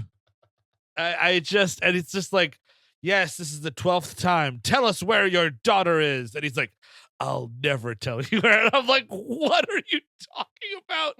So again, he's walking through the entire movie we've just seen, sans Jackie Earle Hurley, because they only had him for a day. Yeah. And it's just like everyone who you've seen is in a red jacket. It's a sound stage. Yes, cars have become golf carts. And it is even cheaper than you'd think. Like the police station is just a sign that says police station in an empty part of the lot. You just walk into that section. And 2 minutes of us flashing between the red coat world and the hypnotic world. And I'm like, you motherfucker, I get it. Like, I stop fucking parading that you have this point. Like, no, I want to see him pick up his cell phone and it turns into one of those kid cell phones that has candy inside of it. He's like, what? Hot tamales, what? It's those chalky things. I don't like them very much. And so this is what now the movie is in this form, which is so you guys had this daughter together. she turned out to be like the most powerful mutant of all. And she must be Andrew, don't say that. Oh, I said mutant. Yeah, sorry. you said, yeah, that's it. Too. We're using Hypnotic this week. Right, sorry. And the daughter's name was not Mystique; it was Mystic. But like, so okay, look, we had this daughter. She's a very powerful hypnotic, and the division wanted to weaponize that and help her and blah blah blah. But you, Ben Affleck, you selfishly hid her away and then erased your memory of where you put her. So we've been repeatedly doing this movie 12 times. Yeah. And every time it fails, we wipe your memory and try again. And for you folks in the big comfy movie theater seats where you're definitely watching this, get ready to fucking watch the Dogville version of it, because we're going to do the whole movie over. And I mean, also, wouldn't you be like, hey, Bill, or hey, Mr. Delrain, or whatever your fake name is in this movie, like, when do we get a break? Because I've been doing this. I have played the biker in the hypnotist shop for fucking 7 weeks now, and I've missed my son's birthday. St. Patrick's Day is tomorrow. I had plans with friends. What are we talking about? Okay, I'll take care of it all. I'm gonna hypnotic your kid so that he feels like you were at the game. Okay, Yep. I'm gonna hypnotic a gift for your wife for the anniversary you missed. I did enjoy watching Ben Affleck masturbate. I will say that was great, but I need to get home. I'm just going to point out this is totally unfair because, like, 4 turns ago, you told me that I didn't have to play the cockroach anymore, and Levi was going to play the cockroach, and I would get to play fucking bank security guard who helps out with the, It's an enormous guy in a cockroach outfit. It's like, but what? I mean, like, what is this even accomplishing? What are we doing here? Well, and look, I don't want to make a big deal about this, especially while I'm in this fucking costume. But I asked for us to get sugar-free Red Bull, not the normal kind. I don't know why I have to keep on asking to get a little bit, just some courtesy, please. Okay, can someone make his mind think that he got the sugar-free one?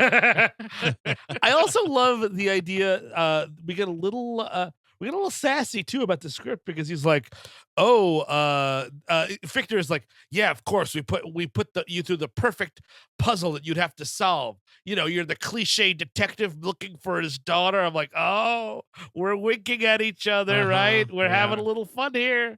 Oh, So we just start repeating things. He's back at the therapist's office. We see it's fake. We see it's quote unquote real. I remember her hair. He steps on the cockroach. Oh yeah, that's good. So if you're the therapist, you're like, all right, so I'm just gonna have that quick scene with him. You're not gonna need me for like a couple days, right? Because they're gonna go to Mexico tomorrow. Yeah, okay, that's pretty good. And you get the call like, we fucked it up again. We need you for the 13th time to play the therapist. I'm on a fucking plane right now, okay? I'm going to Cabo. You told me I had the rest of the week. I'm sorry. You're actually not in a plane. I told you that, but I made a construct in your mind to make you think you were on vacation. You're actually in the trailer on the lot.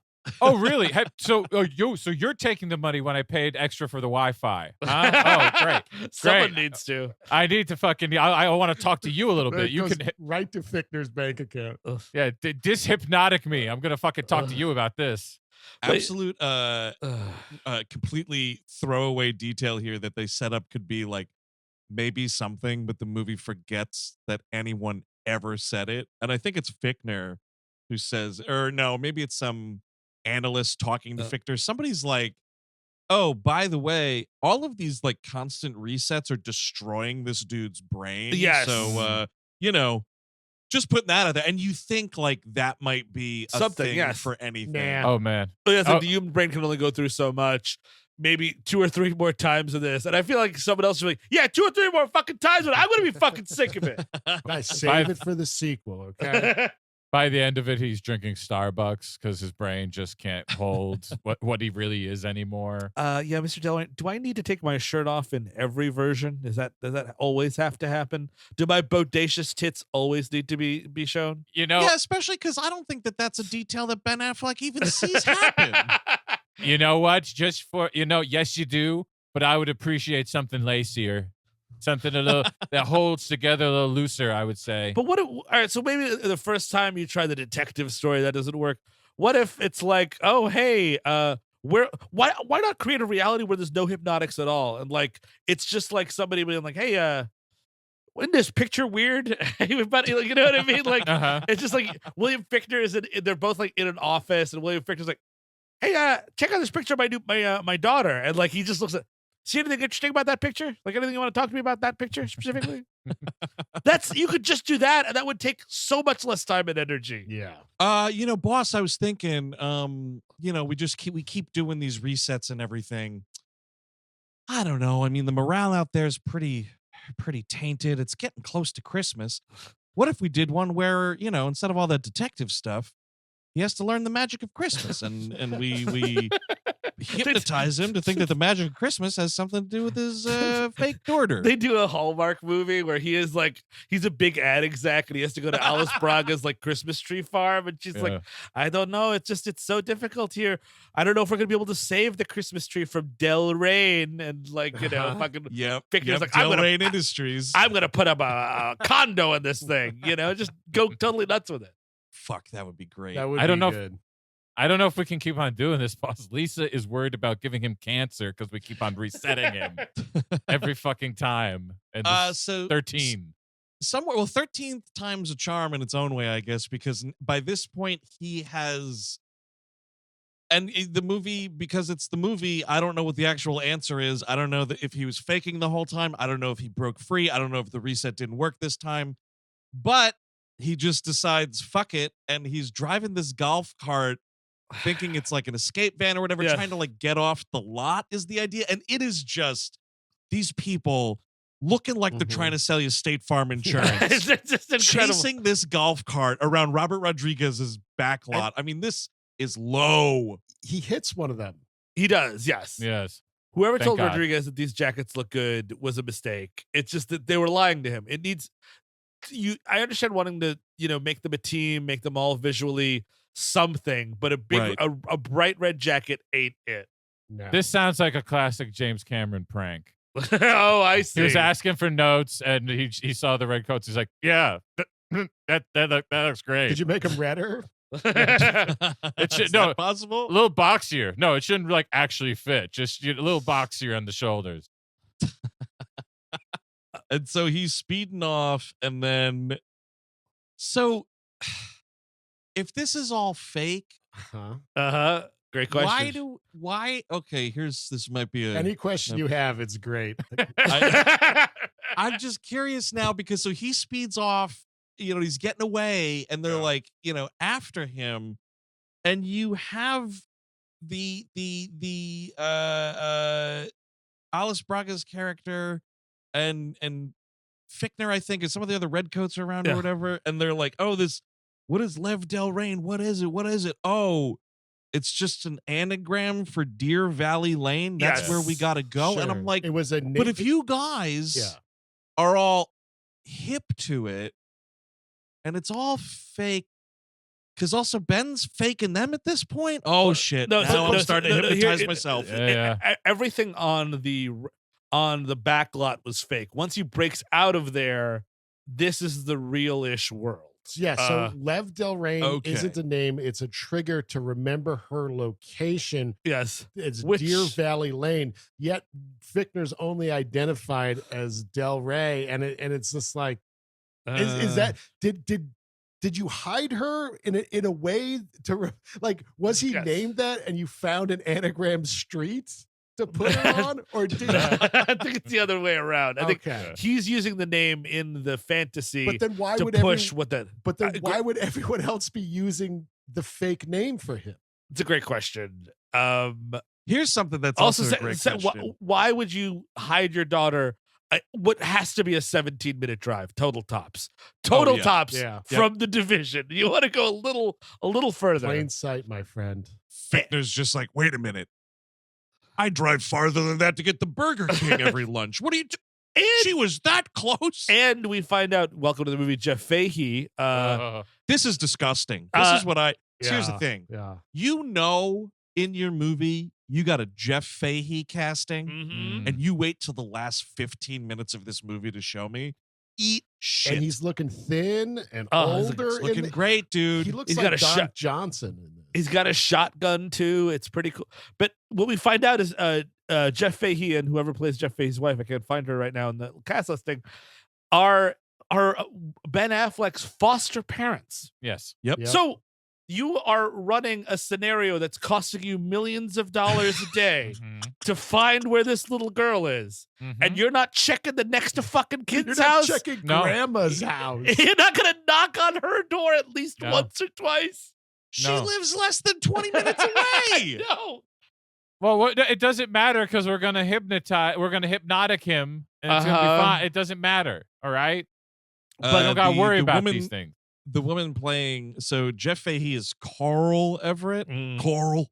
And this Sandy Avila is Thelma got it. Everett. Yes. Is the And lady they're both packing the shotgun. Yeah, they're like, get off my property types. So he shows up and they're like, hey, took you long enough. And I'm like, what are we talking about?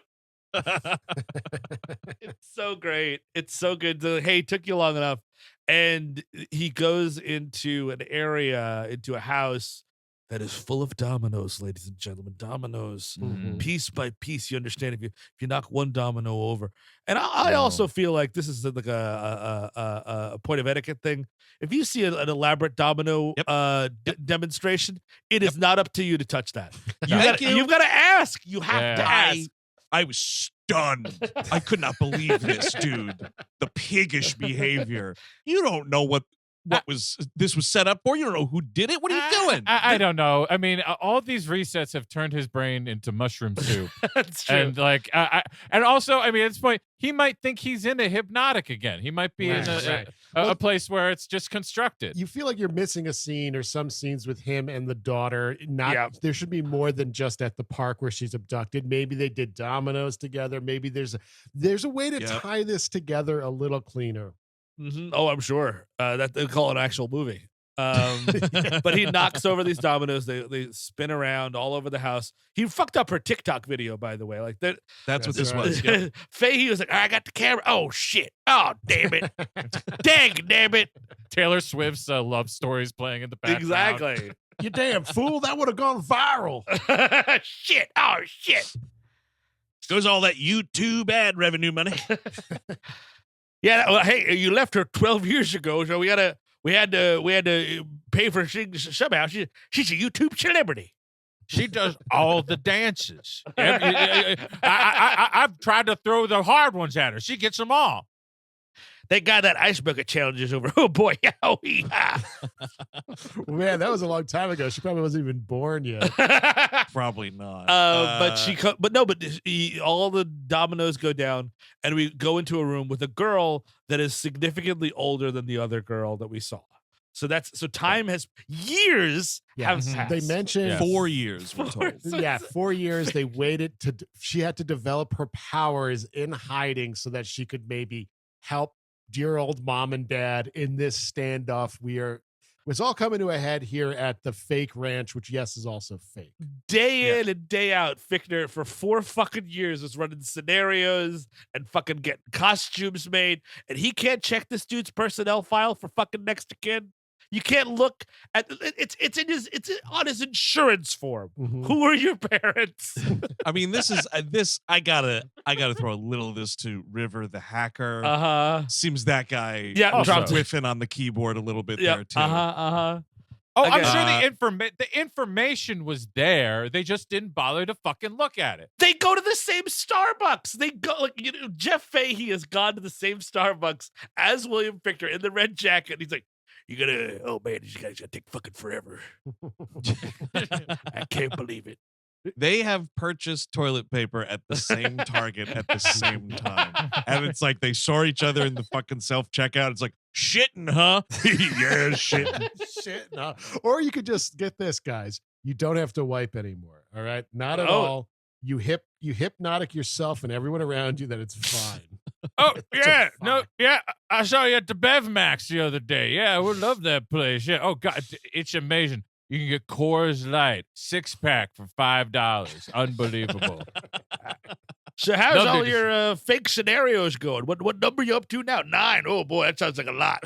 He's talking about it in the store because he's like, "There's no possible way these people are that close to me." What's your religion again? And Hypnotics? That's your religion? Okay, it's an interesting thing. Sure hope you find that special little girl. By the way, like and subscribe our YouTube channel. It's fantastic. She does all the dances. Dominique's domino dancing. By the way, have you been to the Longhorn? Oh, it's amazing. They make you a steak you wouldn't believe. It's the last Longhorn Steakhouse. And then for like 2 seconds, the movie turns into a thing where like everybody's turning the table on the wife here. Yes, 'cause she's now evil. Alice Braga is. She's evil, and it's like this Jeff Fahey and the wife there, Sandy, Avila, Thelma, and what the fuck's his name? Carl. Yeah. They're like, "Oh, we sure missed you, sweetheart. Oh, we haven't seen you in so long." And then she starts turning like, "What's happening here? Why are these people being nice to me? Yes. Oh, was I hypnotized?" Well, we should say that William Fichtner's team raids the camp, by the way. At this point. they're all here. And so it's like, "Oh, we really missed you, sweetheart." Then they just murder these two. Yes. Fucking Carl and Thelma get it here. And it's kind of a really hilarious William Fichtner taking this character for a walk because Diana here, Alice Braga's character, starts screaming like, "Oh, call an ambulance" or whatever. And Fichtner is just this really great throwaway, like, "We're not here for them." Just this delivery that he's got. Yes, yeah. Fucking great. I mean, I gotta say, if you are housing the next like super being that will control the world, little Dominique here, maybe you want to move to a place where it's a house in the middle of nowhere. Like, Yep. It's an open plain. Like you could just come. Like I guess you can see people coming, but also like there's nowhere to hide. There's nowhere to like shuffle things. Like you should want like ideally you want the Yellow King house. Yeah, You want- totally. You want a deep place back there. Yep. lots of little places to hide away, and also like if you can afford a Carcosa, fantastic. But Yes. like, It but makes just the houses will do. Just the houses they have. Well, it turns will out do. this house is also fake. Well, you don't want to be that far from the Jack in the Box, Chris. That's the Of thing. course, yeah. I mean, that is a problem. Maybe this is the cover. Is like during this scenario, there's a house there. When Fichtner's driving down to the Bev Max, it's gone. Right. Yeah. Oh, sure. Because there's a scene I here like where that. this part of the scene here is Fichtner starts like shooting at the house. It isn't real. That's Ooh, right. that's actually thank you for bringing that up because he has a line that is the spiritual sister to "You and your friends are dead" Yes. from Dark Knight when he fucking just goes, "It's a construct." Thank you. Get out of town. It turns Thank out you. the little girl is powerful enough to fight back against Fichtner and everyone else, and the house is fake. Those dominoes were fake. Everything's fake. And this is the big twist here because she comes out and like they're only talking to the mom here, and then like it's a construct, and then the little girl is just like, "Yes, and you're all going to die." And this is when they all start shooting themselves in the head. Yes. Oh my god, It's- dude, this is ridiculous. It's LOL. It's a I'm fun sorry. moment for sure. It is, and everyone's like, and like, it's this weird thing again. Like, it doesn't feel like because if this is more pusher than construct. Because if it's a construct, you would be gleefully shooting yourself in the head for some reason. But everyone's like fighting it. Like I can't not Well, no. right. Well, because it's also Jeff Fahey is mowing them down too, right? Yes, that's At the Jeff Fahey same- gets. That's like- right. Jeff Fahey's not dead. Jeff Because Fahey has like fucking Ted Nugent stranglehold going in the Bluetooth fucking headphones while he mows down these people. Yes, because his death was also a construct. Right. Yeah, 'Cause And, nothing he's just you've- going for it. Nothing you've seen in this movie actually matters. Sorry, folks. no. The funniest one of these though is when Affleck's like fake partner in the fake cops. Nix. Yes. Nix, yeah, he comes up and he's like sort of the last dude standing and he's behind Fichtner and he's got the gun and he's gonna shoot Affleck. And Affleck looks at this dude Yes. and kind of like it's like if you offered, you're like, "Hey man, I'm gonna go out and have a smoke. You want a cigarette?" And someone just kind of like shakes their head just really quick. It's kind of like when Jerry's girlfriend won't try the pie. And she just does that facial expression. Affleck looks at this dude and kind of shakes his head like, nah, you don't want to do that. And like without any other influencing or like a shot of Affleck looking like he's got to take a shit again or whatever, this dude just shoots himself in the chin. Oh, it's funny. Just, you don't want to do that. Yeah, you're right. Suicide. And then even Fichtner himself turns the gun on himself and fires. And his tummy. Yes, it's a very... He shoots himself 5 times in his tummy. I imagine that's the little girl, like, shoot yourself in your tummy. Yeah. It is so funny, though, because he's got this gun out again. And it kind of looks like the gun Bruce Willis has in that Looper movie. It's a super gun for some reason. It is. Not too distant future. Yeah, because I think this is sort of like a pseudo future gun kind of thing. And the girl just looks like, not my daddy. And dude, the William Fichtner shooting himself with this gun, and he's just like, It is, oh my God, I was laughing so fucking hard. And for some reason, but I don't know, they keep cutting back as like, they're like, Mommy, you have to remember. And then all of a sudden, like, there's this scene of her tied to a chair and Ben Affleck's dressed like the Cell for some reason, and I don't know what that is. Like even a little bit. Even one little bit, I don't know what that is. They both had to, Ben Affleck and Alex Braga had to erase their minds in order for the daughter to be free to grow strong enough to make Fichtner shoot himself in his tummy. But I think what that flashback where does Tarsum Singh headset come from? Well, because what happened was, dude, he came back from fencing practice. I see. Of course. They were like, you got to get right in there. You can't even get out of the uniform. Important. That's what I thought it looked like. Okay. But I think what that is, it's like it's masking his face and his voice. So she doesn't know that it's him doing this. And it could also be some sort of like sensory protection thing in case she starts trying to push him. But you wouldn't know because the movie doesn't have time to give a shit. Maybe it's just hypnosex foreplay. You know. Oh, you know what? Ooh. Eric, you might have a point there. Like if you have a blocker mask, like you like, oh honey, okay, you can push me tonight, but I want to push you on Friday.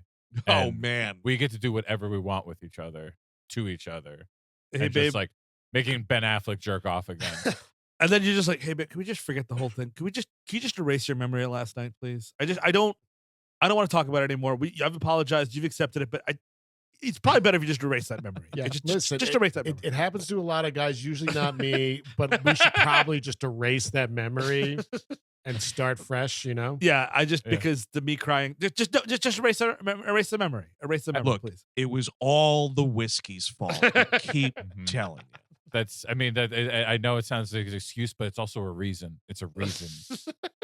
So then, like, because the movie has no out at this point because there's no movie here anymore. It's like whatever is left, like the ashes of this shit, all just has to come down to Ben Affleck standing next to this woman in the front yard, and the little girl is there.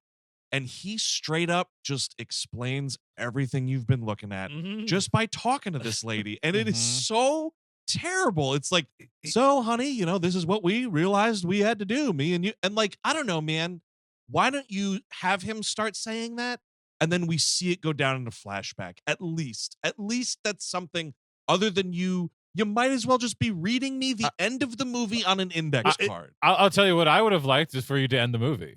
Then, like as soon as Fichtner is dead, I would have liked you to end the movie. I've been watching a lot of Hallmark Christmas movies, and one, this woman is teaching. I believe it's actually Mira Sorvino is teaching a little girl how to do. You know those like fun like grade school snowflakes you would do by folding a piece of white paper a bunch and then cutting into it. Yeah, and the kid doesn't understand how to do it, and this is exactly like. So in this situation. The Mira Sorvino is Christopher Nolan. She's like, all right, Rob, what you want to do is take the story. You want to fold it this way, fold it. And you're going to cut here and cut here. But remember, you don't want to cut too much. And then he cuts too much. And then she tries to open it. And the whole thing falls apart as opposed to being a beautiful snowflake that Mira Sorvino opens. Because she's like, no, you just have to make little cuts here and there and this, that.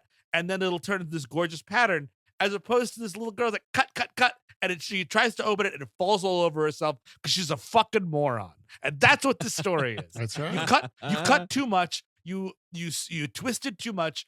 And when you tried to open it, it turned into nothing because nothing mattered at all. I mean, keep in mind, it's not even Christopher Nolan in that role. It's a weird producer with a South African accent who's watched the Christopher Nolan movies many times, telling you how that thing would happen. Yes, exactly. Secondhand knowledge on his part. And yeah, so like, and then like sort of like we needed to protect the daughter and blah, blah, blah. And now the good thing is we could go for the first time in our entire lives. Go wherever we want to go. You want to go to Dunkin'? I'm kind of thirsty for Dunkin'. Dude, it is the dumbest way to shut a door on a movie. The dumbest, laziest, most obvious. I had no fucking clue how to wrap this up. The girl, it's either the Domino or the wife character there, just goes, "What do we do now?" or "What now?" And Affleck goes, "We finally get to decide that for ourselves." Mm-hmm. Boom! Hypnotic Yes. title card. I could not believe it. It's great. And then we get the fucking stinger. That's not all. Ugh. That's not all. Mid-credit stinger sequence. Because We're back at the carnage yard. and now here. Jeff Fahey's alive again, and you're like, oh, and he's like, no, and it's like he tells his wife, tell him to go with him.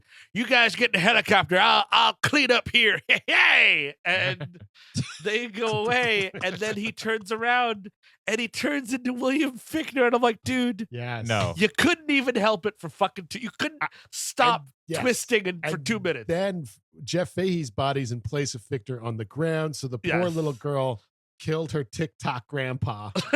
Yeah. But it doesn't even match because, as we've been saying, Fichtner goes for this like multiple tummy shot thing. Yes. Fahey, who's supposed to be Fichtner Mm. from that scene, that's what this movie's telling us right now in this stinger. Uh-huh. He's got a single bullet hole up in the chest. Yeah. So it doesn't even work. Yeah, and whatever. Get Get your coat on. Start the car. Do the remote start on the car.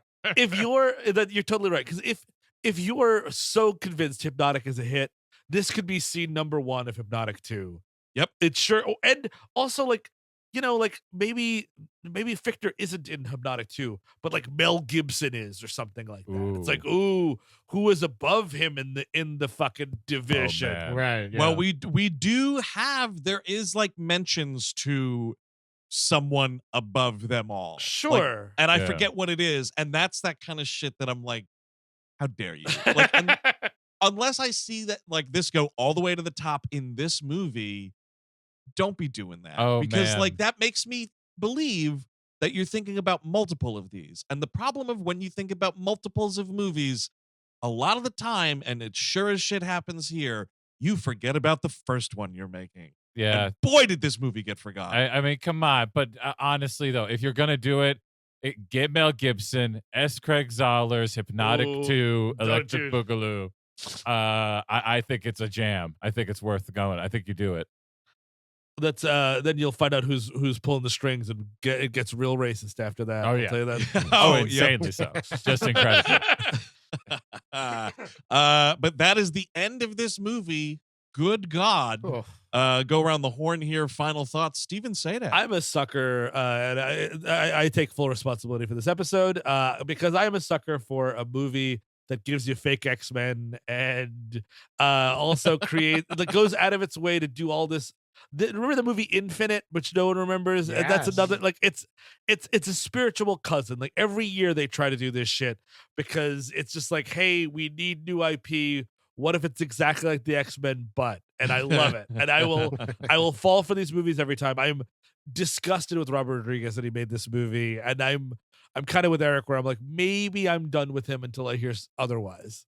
Yeah. Eric Siska. Yeah, I mean, it's a shame. There was not that there was potential in this, but there was potential in Robert Rodriguez Once Upon a Time in Mexico. Not Nice.